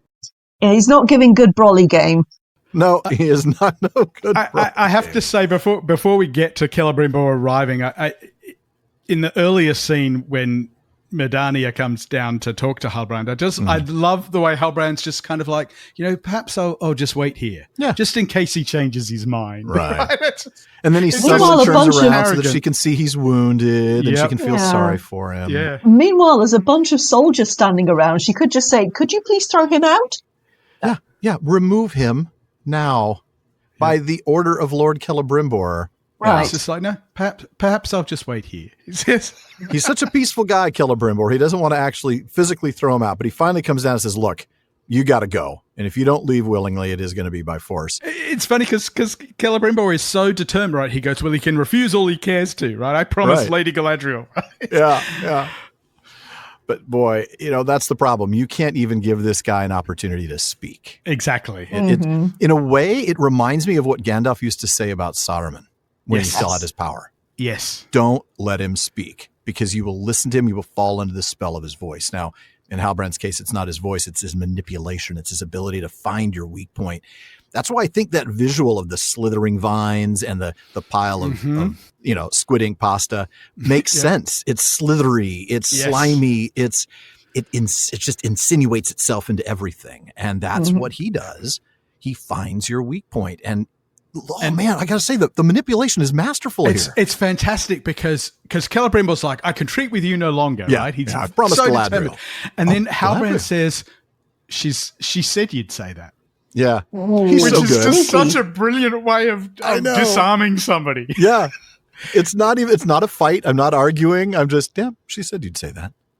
And he goes, then you know nothing of what's happened. Nothing of the rings. He doesn't even start by saying, then you don't know X or Y. He just says you don't know what happened. He's prompting questions on Celebrimbor's part. He's giving him just enough to make him thirsty. And then my favorite bit, he says, surely he wouldn't neglect to send word of, oh, I see. Yeah, man, he's good. It's the oldest tale there is, isn't it? Yeah. The true creators toil till their knuckles bleed, and then they come along, take whatever profits them most, and forget all about us. Yeah, exactly. I applaud your patience, he says. My gosh, it's so good. It is so wickedly. And this really manipulates Celebrimbor, because going back to how they portrayed him in season 1, we can see him right near the beginning measuring himself against Feanor and finding himself lacking, but wanting so badly to be recognized as being as good as Feanor. There's his weakness right there. And Sauron finds it and manipulates it perfectly. So I think that's some brilliant writing in that scene. And then to top it all off, Halbrand starts to leave. Yeah. He walks away. Yep. He knows exactly how to do this. Leave them wanting more. Yep. Make him invite you instead of the other way around. Where are you going? Yeah. There's no cause to stay where I'm not wanted. Yeah. Ooh. It is a master class in manipulation, in finding the weak point, exploiting it, and just every single thing he says has a plan. It is so well done. Well, you recall that it was the conversation with Galadriel in the prison in Númenor that was when I decided it was 100% Sauron. Yeah, that had to be. Because of that strategy he gives when he says. That's the line about finding out what people are afraid of. And then giving them the means to master it. Yeah. Yes. And that seems so textbook Sauron. And I love that we're seeing him do this. It's exactly beautiful. Right. It's beautiful writing. So he does get inside, as you knew he would. Knew he would. And this is where you're like, okay, I think we're building to that moment where we're finally going to see why it's not a big deal that Anatar looks like Halbrand, Yeah. Because I know I was on that train. I was like, what we're not going to recognize that he's wearing a wig. It's the whole Clark Kent Superman I'll admit thing. that. Yeah, I was there for sure. Yeah, I think we all thought that, but it turned out to not to be an issue at all. Heck, I think we named our last episode in a nod to that. It was "You Look Familiar." Yeah. Because we thought everybody's going to recognize him. But we'll get to the transition in just a second, because he gets inside first and he's speaking as Halbrand still. And he's, he knows the weak point. It's about the efficacy of the rings. Did they work? Yeah. Because that's all Celebrimbor wants to know. Have I done something great? Right. Have I crafted something? Have I, the mighty Celebrimbor, who is not weaker than Feanor, have I created this thing that will save the elves? Mm-hmm. Right. And he waits. The pause that he lets linger before he says, what was it? They worked spectacularly. They worked. Yes. It wasn't just that they worked wonders. They worked wonders. And Celebrimbor says yes. Then the elves, and Halbrand says yes. Yeah. And Arlinden, yes. And then are you weeping? No, I'm reveling. You have not the slightest inkling how this feels. Yeah. After all this time, after so many centuries, to finally create something. I'm going to open a first stage bottle. It's the Feanor thing. Oh, I know, the first stage bottle. Rip, first stage wine. Oh, that moment. It just, you feel for Celebrimbor, but you know that all he's doing is falling into that trap. Like, now it is all over but the crying. He's toast. He is now completely in the clutches of Halbrand. He's revealed everything about himself that Sauron needs to complete his total manipulation of Celebrimbor. Yeah. It's over now, as you said. And it's interesting that the next line is when Halbrand says, Celebrimbor, are you my friend? Yeah. Again, just these would take you so off guard because they're not what you're expected to. And Celebrimbor, of course, that's not goes, where you think the conversation's going. Well, of course, right. Oh, man. And that's when he says, there's much I want to tell you. There's more I got to tell you. And then he says, I've never been able to hide anything from you. Jeez, what a freaking lie. I love it. That's the thing. When you manipulate the truth well enough, you can get away with a bold-faced lie every now and then. Because so many of the things you say are ringing true, then you can slot in something that is absolutely BS. And I cannot hide anything from you. That's all I've been doing is hiding things from you. Right. I am, I don't know. I don't know the Elvish for hiding, but I am the Lord of Hiding. I'm not Anatar, I'm Hiding Tar. It's definitely, that's all he's been doing. It's just, but that's when we get it. That's when he starts to say, I'm not the king. I'm not a man. I'm a messenger from the Valar. And not even immortal. Yeah. That's right. Celebrimbor, there are some things that are beyond evil. Mm-hmm. Or there are some things that are just evil beyond. Yeah. But it gets Celebrimbor invested. It gets him curious. Maybe he doesn't buy it right away, and he doesn't appear to. This actually seems to be the first moment of doubt for Celebrimbor. Like, what now? And that's when Sauron uses his abilities, his shape-shifting abilities. Yeah. And the magic at his command, because he is still a very powerful Maya. Oh, what a reveal that was. Talk to me about that. Well, it did look a little bit Pound Shop Jesus at first. Well, yeah, that's true. I expect to see some dashboard Anatars anytime soon now. Right. A little bouncy, springy Anatar. Yeah, I mean, I got that it has to be a glorious reveal of what is supposed to be maybe the real Halbrand, if you like. Yeah. Here I am the messenger of the Valar, therefore I must be glorious. What it kind of reminded me of, after I got over the Pound Shop Jesus bit, was what Gandalf said. What Gandalf said to Frodo back in the House of Elrond, when Frodo was talking about how he'd seen Glorfindel all glowing, right? As he is on the other side, yeah. Exactly. And I think, I don't know, it kind of reminded me of that sense of that greatness, that something that is so beyond everything else. And it, the glow, and the light is golden, like the light that's glowing right now in Lindon. it's, I don't know. I just thought it kind of pointed me towards that. That's all. Because, of course, it's all feigned. He isn't like Glorfindel. He is something completely other than Glorfindel. But it also gives you that idea that he is magnificent because he glows like this. And looks like Pound Shop Jesus if you squint. Can I just give a shout out to the amazing work of Leith McPherson in getting everybody to pronounce Annatar with the extra long N because of the double N. Because in Appendix E, Tolkien says the double N is pronounced longer. Yep. All those double consonants. Yeah. A big shout out to Leith anyway, because all her work is amazing. Oh, yes. Yeah. She was great. Yeah. It was so good visiting with her last year.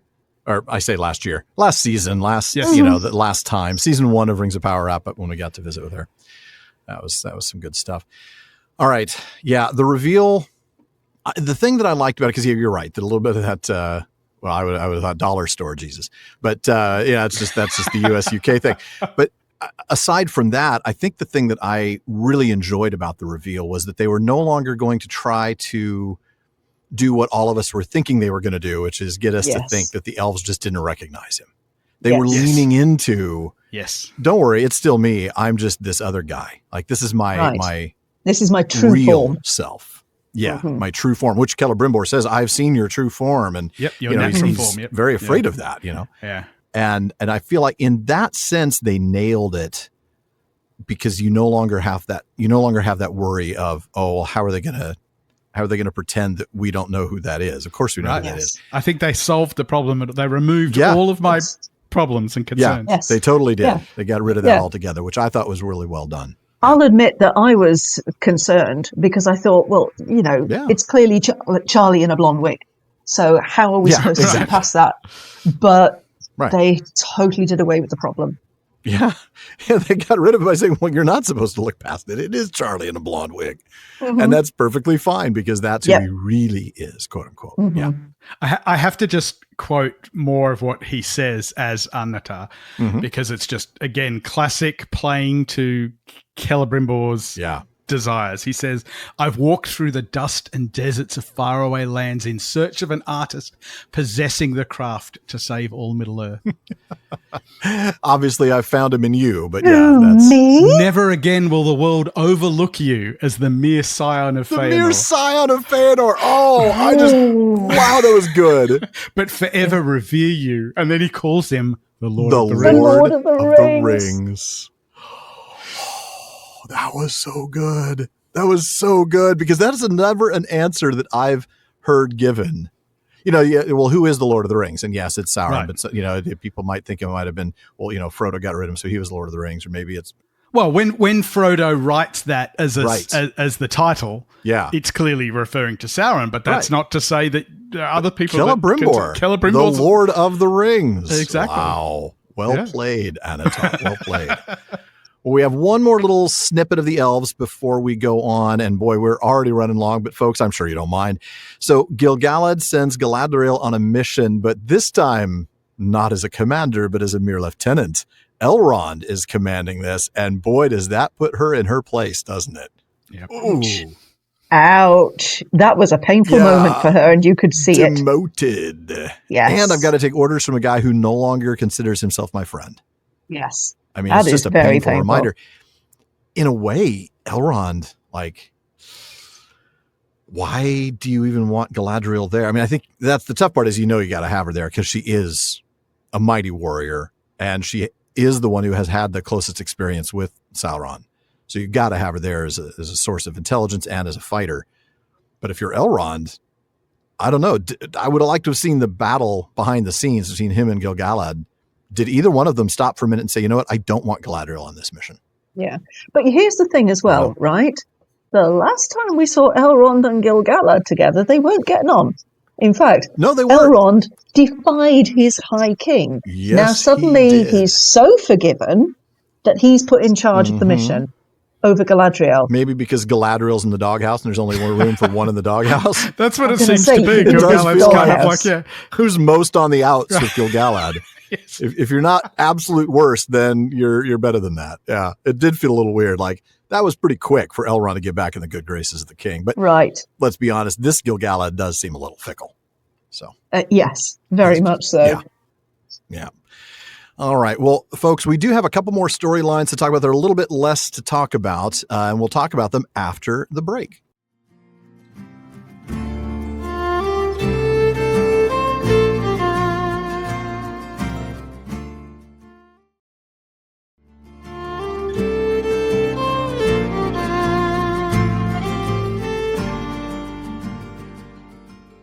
All right. Well, folks, thank you for joining us for the home stretch here of episode 28 as we open up talking about The Stranger and the Harfoots, the storyline that I will be honest and say felt the most misfit to me. Yeah, extraneous. Yeah, because it's not yet tied into the main story. All of the other elements and places, even Númenor, they all feel tied in together to this main plot, and The Stranger and Harfoots don't yet. I'm sure eventually they will. I'm not worried about that. But for now, every time we switch, it feels like this is where the pacing slows down. This is where the story drags a little. I agree. And I'm hoping it's one of those things where season 3 or even later in season 2 will feel like it was time well invested. Yep. We start out with the stranger's dream, the fact that they're being watched, not just by the men of Rune, as we'll find out. There's stuff that's like, it's interesting scenes, but there's not a lot to talk about. I mean, like, why do I want to spend a bunch of time talking about the fact that she wanted some fruit from the tree and he tried to bring it to life and it just brought a bunch of bugs? And I mean, what relevance does that have to anything? Yeah, I mean, we're already going to see later on that he hasn't quite got control of his powers yet. So we didn't really need to use that tree exploding as yet another example of that. Right. Yeah. Because we already know that he's got problems with that. Exactly. Right. We've known that from season 1. Yeah. And we're going to see it with the well as well. The windstorm. But I was just going to say, with regard to the dream that he has, the staff that he sees looks an awful lot like Gandalf's staff from the Peter Jackson movies. I know. I thought the same thing. Like, oh, man. Well, then they call it a Gand, don't they? They refer to it as a Gand, yep. Gand. Yes. Alf. Yeah. Yep. Oh. Yep. Yes. Oh, I have a feeling. I mean, I know I've kept hoping that these are the blues. Was that a Sindarin curse there I heard from you, Sarah? It sounded like a Sindarin curse. So after the break, right, after the when they come back to the storyline, so they get the bugs. So they come back to that storyline, and that's when they encounter Poppy in the trap. And that was a cute little moment. We are told, of course, that they had not been able to manage getting very far. Because my first thought is, how in the world did Poppy, all on her own, catch up to Nori and the Stranger? Well, it turns out Nori and the Stranger have just been walking in circles. Yeah, this is the one little bit of this that I quite liked, is that we get the Wandering song again, and those lyrics that we actually spent time looking at the last season. Suddenly, we now know what they're actually for and what they denote. Yeah. Because we were talking about, the black sand and all that kind of thing, and what is all this? Well, now we know.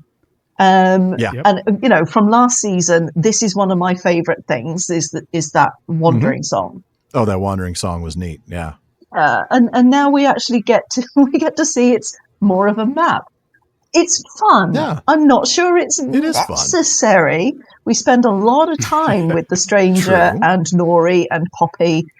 That I'm not 100% all of it is really adding to the pacing and all that kind of thing. Yeah. But this bit is fun. That bit where we get the Wandering song actually being a map. Yeah. Yeah. And I thought that was neat. It did confuse me a little bit, though, because it's a map to where? If it's a map to the land of Rune, how does that make sense? If the hobbits, why? That where they migrated from is all the way out there? Or are we supposed to think they came from? That doesn't fit so much. Yeah, but also, if you go with the song lyrics, it's leading you into Rune, not out of Rune. Right. And yet the Wandering is to get out of Rune, if that's in fact where they were from. They're certainly not trying to migrate to Rune. No. But it is cute. It is nice to see that the lyrics are essentially a map, and I really did enjoy that. If there's anything that Tolkien would have done, he would have taken the lyrics to a song and made them a map. I mean, I can see him doing that. That's the kind of thing. It's a fun moment. Etymological trick that he would have done. So we get a moment of the stranger looking at the stars, and we get that wonderful, I have to say, I love the music for the God Room. That's sort of, that's the Hungarian choir piece, right? From the album where fantastic. Ben McCreary knocks it out of the park again this season. It's gorgeous music. Yeah, absolutely. Like I said, that's one element where they've actually gotten better, and I thought, how could they? Because season 1's music was perfection, and yet Bear has turned it up a notch. We might not understand much about the Gaudrim, however they're pronounced, but that music, off the charts good. Speaking of which, James, do you have anything on Gaudrim? I mean, we know the Rim suffix, right? That's the people. Right, that's the group of people, like the Rohirrim. Yeah, exactly. So the interesting thing is, it could be a couple of things here. The Gau we find in the word for wolf. Oh. And which I'm not sure is necessarily relevant here, but you know, when Tol Sirion becomes the Isle of Werewolves, right? Tol and Gaurhoth. Yeah, Tol and Gaurhoth, right. It has that Gau part to it. But it also is, there is a root as well that refers to, doesn't really make much sense, but refers to thinking or contriving. And so I tend to lean towards the wolves, and I think, remember there's the moment where they're all wearing masks, and he says to the Dark Wizard, you know, release the curse of that you've put on the flesh of my people, basically. Like, we've got this curse in our flesh. What if they're like werewolves? What if they look like wolves, or they've got hair in their faces, and you know they look like fur? Yeah, the only thing that makes it problematic referring to the wolves is that there's no R after the it's not Gaur. The Gaur part, the R in the Gaur is necessary. Yeah, it is. You're right. That wouldn't be united with, it wouldn't become Gaud. I may be misunderstanding it. Maybe a listener can write in and correct me. Yeah, please. But, it's not entirely clear yet where that's. It's also unusual, by the way, that the Sindarin, there'd be a Sindarin word for them. Like, why would the Sindarin elves, who are not in this part of the world, have come up with a Sindarin name for these people? Maybe we'll find that out. In the meantime, we end up. I was going to say they haven't been referred to. I don't think they've been referred to as that by any in-world. No, it's only in the subtitles. It's only in the subtitles, which means you can imagine maybe a historian after the fact refers to them as that. That's a very good point. You're absolutely right about that. But there also does have to be a reason why they are fully masked. And also their bodies are totally covered. Like, they remind me of the Sand People from Star Wars a little bit. I was thinking the Sand People. Yeah, I don't think that was an accident either. Yeah, half expect him to wield one of those big sticks. You know, even the way that we get the point of view through the telescope. Is just like that. Very reminiscent of Star Wars. Which is funny because if you remember watching the 78 Ralph Bakshi Lord of the Rings, the orcs remind me of the Sand People. They all have the little red. They kind of look like a mix of the Sand People and Jawas. They have the red eyes of the Jawas, but they're animated like the Sand People. And there's one guy who holds up what looks like a Jaffa stick and does a grunting thing. And remember, that's 78, so it's the year after Star Wars came out. So that was not an accident. Yeah. Fantastic stuff. So whatever we decide or don't decide or find out about the Gaudrim, we do end up at a place called Caras Gair in Western Rune. Any word nerdery on that, James? Caras we know, like Caras Galadon and all of that, but Gair. It does appear in quite a lot of words, and it refers to there's a couple of things it can refer to, but most likely copper-colored. Okay. Oh, yeah. That would make sense. Because of the red in the stone. It would be the same kind of idea. Yeah. And they're in Western Rune, and we hear about this dark wizard, and we get the return of the acolyte via the moths. So that whole thing from season 1 at the end when she sort of disintegrated into moths, now we get it. That's just how she avoids death. She comes back. Obviously, there has to be a little bit of blood sacrifice. At least they didn't kill that gal. I thought they were going to slay her in order for the acolyte to come back. But theories? The Istar and the Dark Wizard, are they blues or are they Saruman and Gandalf? As I want this Dark Wizard to become the Easterling. I really want that you want him to be immortal true. who becomes, okay. I do, because for a lot of reasons. One, Hamul the Easterling makes a lot of sense, but also because there has to be a reason why Hamul the Easterling would take a ring.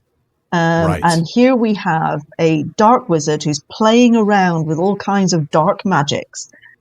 Yeah. But if he is a mortal, then the ring could be offered as a way to access an immortality that would be very tempting to someone like him. That would be nice. That would be nice. I think, I want it to be Hamul. I don't want it to be one of the Istar, because I just don't think I certainly don't want it to be Saruman. No. I mean, actually, that's my worst case scenario. Yeah. A blue is fine, but not Saruman. A blue gone bad. Yeah. I mean, he's clearly visually coded as Peter Jackson Saruman, as Christopher Lee Saruman. That's the thing. Yes. When they first released that photo, I was like, oh man. Yeah, it was clear they were, and that could just be a misdirect. It is. Yeah, that's what I'm thinking. It could be a misdirect. Yeah. I hope so too. Yeah. Although I'm almost positive that the stranger is Gandalf now. I know, which would make this guy Saruman. Yeah. I'd say the chances of them both being blue wizards is pretty slim. Yeah. Which is what I'd hoped for a little while. Like, please, just don't be Gandalf and Saruman. I do think that if it's Saruman, I think that's a bit lazy. I really hope it's not Saruman.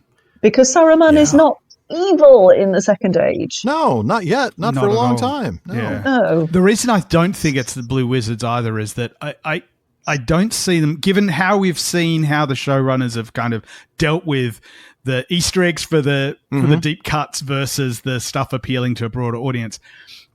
I don't think we've seen them do something so prolonged just for the deep cut. Yeah, which I think true. the Blue Wizard would be. A lot of investment to pay off with the Blues. Yeah, would. So especially with no clues yet. Yes, I mean this Dark Wizard, whoever he turns out to be, is played by Kieran Hines, who is an excellent actor, extremely well known, and there's no way he's been brought in to do some kind of bit part that will disappear in 2 episodes. Yeah, right? Whatever the case, this is a guy who's here to stay for a little while. He's got to be very important. And at some point, of course, we do have to have those who will become the ring race, and I would just love it if he was Hamul the Easterling. That would make me very happy. Yeah. Well, we did talk, I remember earlier in the previous season, about one of the things that we are hoping to see and are imagining we'll see is how each of the ring race get their ring. Yeah. Yes. Yeah. And so if they're going to do that, they need to be setting some of that up now. We've talked about Theo as a candidate, but they're going to need to set up more. And so, I think it makes a lot of sense. Yeah. And also we do know that Hamul the Easterling is a very powerful ring race. Yes. He's second only to the Witch King of Angmar, but he is extremely powerful. And that would also kind of go with this dark wizardy thing. But maybe that's just me being extremely hopeful. No, I'm hopeful, but if I had to put money on it, I'm not going to put money on it. I think he's... I will cry. Sadly, I think it's Saruman and Gandalf, but that's not what I want. No. Speaking of Saruman and Gandalf, we get the weird bit about naming the stranger. Shall we just name him Dodric? So the oddest thing about that was not Nori's names, but the fact that the stranger apparently does not understand how names work. No. Do you not understand this? Yeah. He goes, That was weird. He goes, you just know, whatever he says, you just know. And I'm kind of like, other people do put them on you. That's sort of that's actually point. Exactly how names work, is that other people give them to you. And in fact, in the case of Gandalf, that's made very clear because, of course, he rattles off what various groups call him. Not what he calls himself. I'm called this here and this here and this here and But to the east I go not. Because I had such a bad time I had such a bad time last time when they kept calling me Dodric. Sure. Yeah, because they kept calling me Dodric. Well, it could be worse. Tom Bombadil, it could be I know worse. Will come later, but they could call him Alf with his Gand, and that would just make me cringe. Alf. Yes, I know. Oh, that would be terrible. It would be terrible. I think I'd prefer Dodric to Alf with his Gand. Yes, I would too. Please, anything but that. So, we've talked before about Easter eggs for the book readers. I think the next thing that we see is very much an Easter egg for the movie watchers. It's when the Gaudurim arrive on horseback and the three of them hide. The moment where Poppy and Nori are hiding behind the blanket feels very much like the moment where Sam and Frodo are hiding under the cloak on the slope of the hill outside Mordor. I mean, was that 100%. Even the dude wearing he looked like an Easterling in a way. Yes. Oh, it was such a visual callback. And in a way, those things just kind of hit a little too hard. They're a little bit too on the nose for me, but that's just my own personal taste. I think it's there for the ones who've come to it from the Jackson movies. Yeah. It's their Easter egg, if you like. Like we're getting the occasional book Easter eggs. Exactly. It's fine. I mean, it might be a little heavy-handed for me, but whatever. I just keep on rolling and it's fine. Yeah. Yeah. Then we get that scene at the well. We talked about this before. Like, we didn't need to see that scene where he tries to make the tree grow fruit and instead it explodes with bugs. Mm-hmm. Because we know from this scene that he still can't control his magic, right? The Galdrim attack. Last we saw of Nori and Poppy, they were flying off in the... Yeah, they were doing the Wizard of Oz thing. Probably to the land of Oz, I believe. Yeah, exactly. Yes, I was thinking. And when they land, they're going to crush the Wicked Witch of the East. That's who the stranger is. He's the wonderful Wizard of Oz. He's the wizard. He's the Wizard of Oz. Wonderful Wizard of Oz. Pay no attention to the man behind the curtain. Yeah. That actually might work. I like that. You know who's not the man behind the curtain? Durin. He's too short. But we're going to move on to that thread. Khazad-dûm and the dwarves. And there's not a lot to be said here because it didn't really happen until in the second episode. We didn't see them at all in episode 1. And we start with a threat to Khazad-dûm on the map. We see these little lines working their way up from Mordor. And eventually we'll see what that is. My first thought was, Sauron's going to try to control the Balrog. Nope. That's not it at all. It's just geography. And Na'vi will spell out for us exactly what it is. Narvi does a great job. The bones of the earth. Oh, so good. Instead, we open up with Durin and Disa shopping at the bargain grocery store, clipping coupons. Disa giving Durin a hard time about picking things that are too expensive. And, as she always does, stealing every scene she's in. Oh, can I just say, she's glorious. She's absolutely note perfect in everything that she does. One of the things I know I'm going to gush here, so just strap in and let me do this. Whenever Disa's mentioned, we know you're going to gush. She's your queen. Oh my goodness. I adore this woman. But what I love is whenever we're in Khazad-dûm, I feel most in Middle-earth so far in the whole of season 1 and the few episodes of season 2 we've had. I just feel most in Middle-earth when we're in Khazad-dûm. It feels so real to me. Now that they're able to pack it with more dwarves, it feels even more real to me. It feels so actually alive. It feels like a dwarven city rather than a tiny little commune, which is what it looked like before. Yeah. But the relationship between Disa and Durin is absolutely wonderful because it feels real, right? They bicker like an old married couple. It's great. And yet they love on each other too. I mean, they're bickering, they're fighting about the price of food. Like, you got to be, you got to be kidding me. We're not going to buy this expensive mushroom. We're going to buy this miserable looking one because this is our budget now, this is what we can afford, right? This is our coupon. It's the partnership. You can't have a champagne taste on a beer budget, Exactly. He's just not having it. But then when he gets down, he's like, you married a prince and now you're stuck with this outcast. And she's like, this bit. I am bonded to the dwarf I love. And there's like tears coming down my face as she says that. You're like, I'm just heart eyes. She's note perfect. One of the things that I have actually realized is that for me, the non-canonical characters, the ones that the showrunners have completely made up, are the ones I love the most. That's Adar, for example, and Disa, for example. And Arondir. These two, and Arondir. We're talking about my 3 favorite characters so far. Yeah. I think they're all 3 of them gorgeous, wonderful. They do everything I want Tolkienian characters to do. Whereas the ones that are canonical, sometimes I feel like they're tiptoeing around their characters a little bit. But they're throwing everything into these non-canonical characters that is just glorious. I love them. It is. I've gushed enough now, haven't I? Yeah, but you're right. But you're absolutely right. And they do. Disa in particular steals the show every time. And she's wonderful. If I ever get to meet Sophia Nonvetti, I'm going to go down on 2 knees and kiss her feet. I'm just warning you. And she will pick you up and not allow you to do that. She's phenomenal. She will also say, "That's creepy. Please go away now." Yeah, please don't do that. Like you said, they're like an old married couple, and they really are, because first they're bickering about the groceries, then they're talking about the depth of their love, and then it's like, hey, by the way, you're really stubborn and you need to talk to your dad. I mean, it just runs the gamut, and it's really so well done, and it feels so natural that even as Durin is sort of rambling and Disa stops and is hearing what she's hearing as a singer of the rocks, as this yes, she's so sensitive to the mountain. Singer. Yeah, she knows something's coming. Brace yourself. It actually took me back a little bit to the very early part in episode 1 when Halbrand says, "Hold on to something." Yeah. To the Diarmid on the ship. Yeah. And it's the same sort of moment. Like I'm sensing that disaster is on its way. And Disa says, "Brace yourself," and boom, devastation. Right? I mean, yes. At first you think, oh, this is bad, right? The big, huge stone coming down and destroying that bridge, that's going to be bad enough, right? Cutting off a portion of the kingdom from another portion. I mean, hopefully there's another way around. But then the lighting system. The lights go out. Yeah.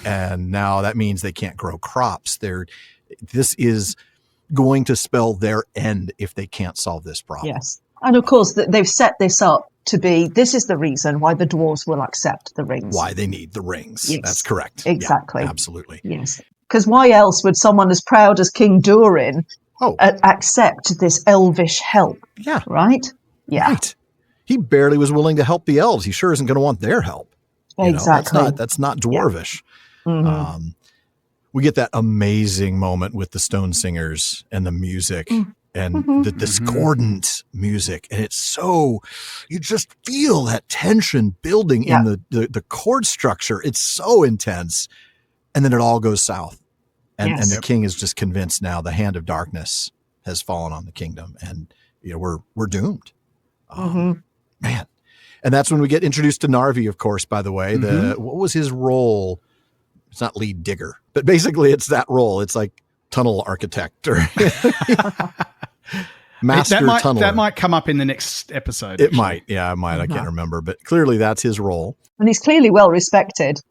It might have been Chief Delver or something Chief Delver. That. Yeah, something like I think that. So. We can find it. We'll find it. But for next speaking episode, of delving, right, we cut to Durin the Younger, and he's down in the mines working his 9 to 5. And getting bullied. Blisters on his hands and really not having a lot of fans among the union down there. They're not big fans of him.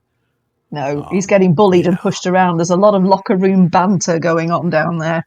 Yeah, there is. I mean, these guys have been doing it for decades, and here's, Mr. Prince Hands coming down, he's just used to working with jewels, not, mining. Yep.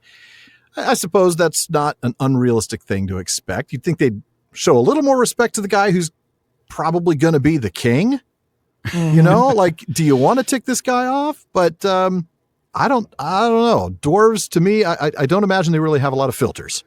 Yeah. It's interesting. One of the miners that does bully him is given a name, Barduk. So I don't know if that's an indication that he'll show up again. They might be around. Yeah. We also get names for the 2 other stone singers as well. Oh, yeah. That was a neat little scene too. Yeah. Yes. Yeah. But I've heard, and perhaps you can confirm this, that the blonde stone singer is the wife of one of the showrunners. Oh, really? I did not know this. Yeah, I forgot to look that up. Yeah. Well, we'll see if we can't find confirmation of that before we do the next episode. Yeah. Mm-hmm. Sorry, you mentioned sort of Khazad-dûm feeling the most Middle Earth.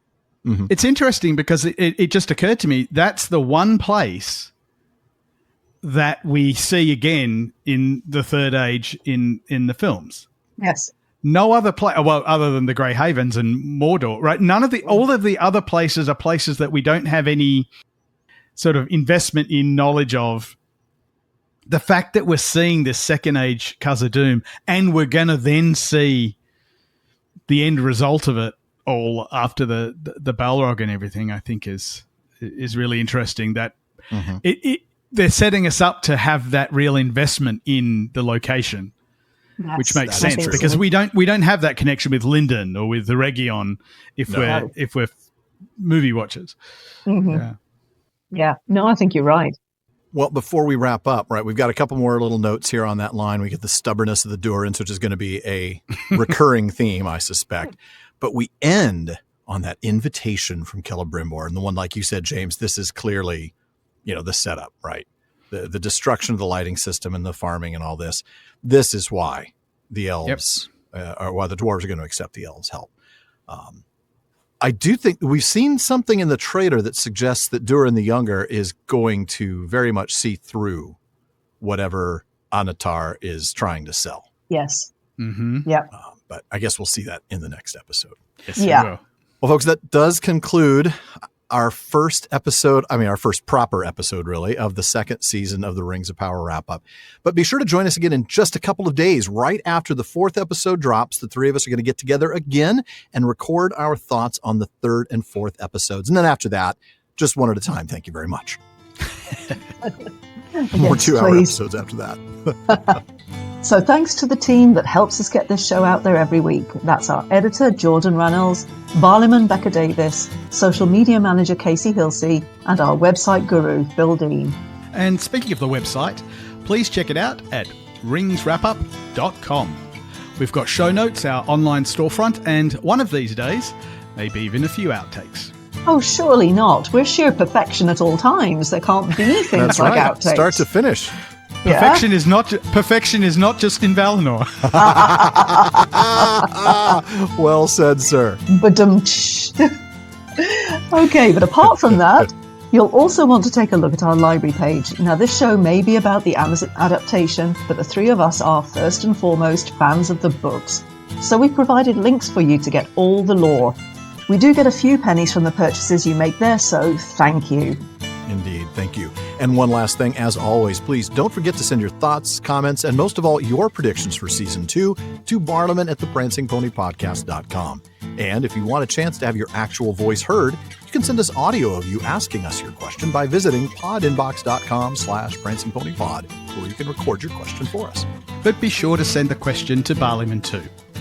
Now, we've been able to rely on Barliman lately, but we do get a lot of mail, so we'll get to you when we can. Your question or comment may be featured on a future episode. As always, though, this has been far too short a time to spend among such excellent and admirable listeners. But until next time. Farewell, friends.